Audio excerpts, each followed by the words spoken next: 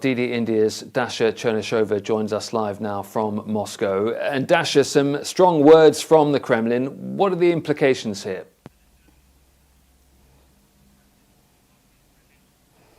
Well, indeed, the Kremlin says it is recording the verbal escalation around the situation in Ukraine, with those statements coming from the European politicians at different levels, at the level of the French president as well as at the level of the British Foreign Secretary David Cameron. Now, the understanding in Moscow is that Russia was right starting its so-called special military operation in Ukraine, and it will continue until all goals are achieved. Now, Moscow insists that those statements made by the European politicians regarding the direct involvement of these European countries into the conflict in Ukraine could actually have serious implications for the entire security architecture in Europe. Moscow will obviously be watching for more statements and steps made by those countries. But what Moscow is saying at the moment is that indeed it is a very dangerous escalation. Now, we haven't had any direct threats coming from the Kremlin,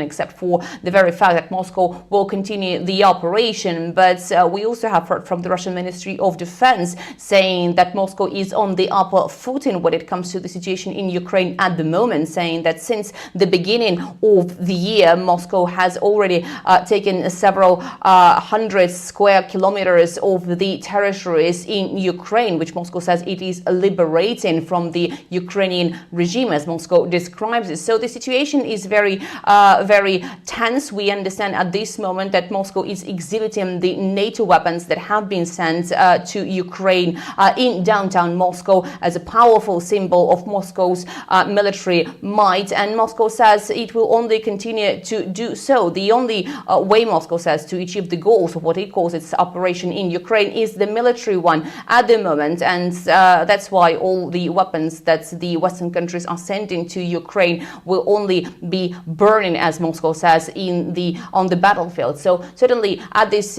moment we understand that the two sides, the European one and that is supporting Ukraine, and the Russian one, are only escalating their rhetorics. And it is important for Russia, especially on the eve of Russia's Victory Day, which Moscow will be celebrating on the 9th of May. And certainly there is a reference between the victory in the Great Patriotic War, as it is seen here in Moscow, as well as the operation in Ukraine. So certainly all those statements will be taken into account when Russians celebrate the 9th of May.